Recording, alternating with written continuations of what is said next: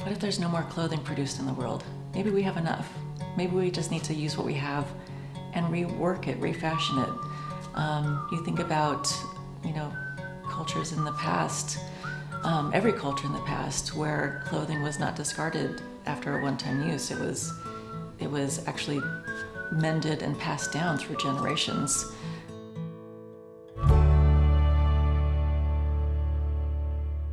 My name is Mimi Haddon. I am an artist, costume designer, photographer, and educator. Hi, I'm Ariel Sydney. I am 25 years old. I live in Burbank, California.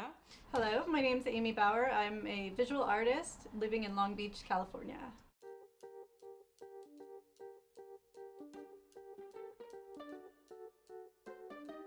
I create art. It is my expression and my sanity and my joy. I almost feel like I don't have any other choice.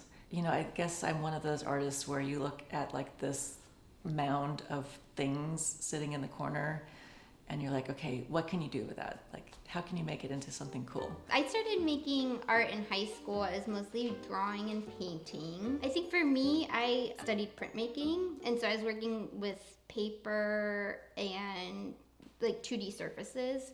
And I became more interested in sculptural work or installation work, kind of in the same vein of art that like inhabits space or informs like the body. And so it was kind of like a progression for me because fabric is like a 2D plane that you then manipulate into like a 3D surface. It felt accessible in that way for me because it was like already similar to paper.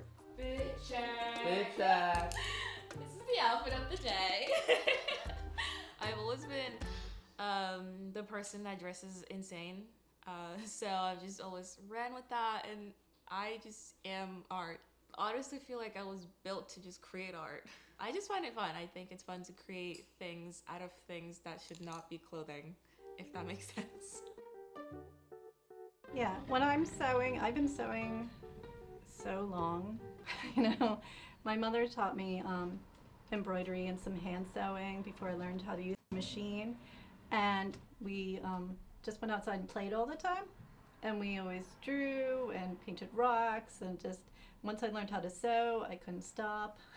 One thing that feels pretty important to us is the engagement with the body. So touching is a form of communication, is a form of connection and understanding yourself. So play is kind of what we like to suggest through our objects, is the ability and the openness to play. 2020 pandemic, everything shut down.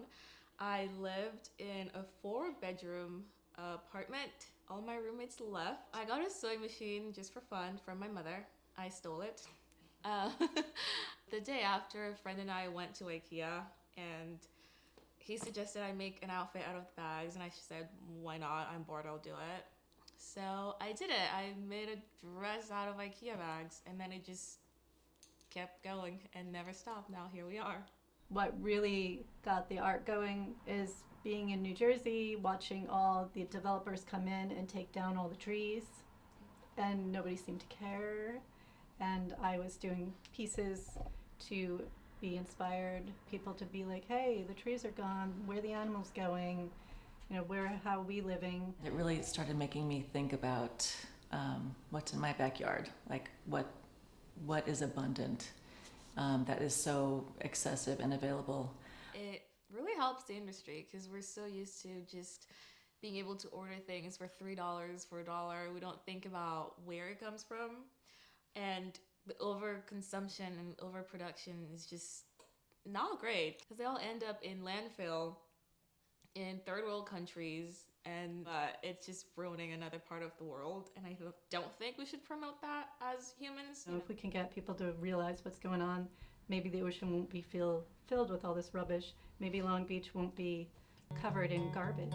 As an artist, or even trying to make work that's like upcycling, there's not necessarily like a playbook or like a guide on how to do it. Like, community is the way that like we find the avenues to do it, and that's like, really speaking literally. I think there's a ton of creative potential that our ready to be unleashed in upcycled items, it's like begging the artist to like, okay, what can I become? Being able to reuse what you have is actually more fun, because then you can be like, someone asks, oh, where'd you get that? You're like, I made it. You know, it's just more fun.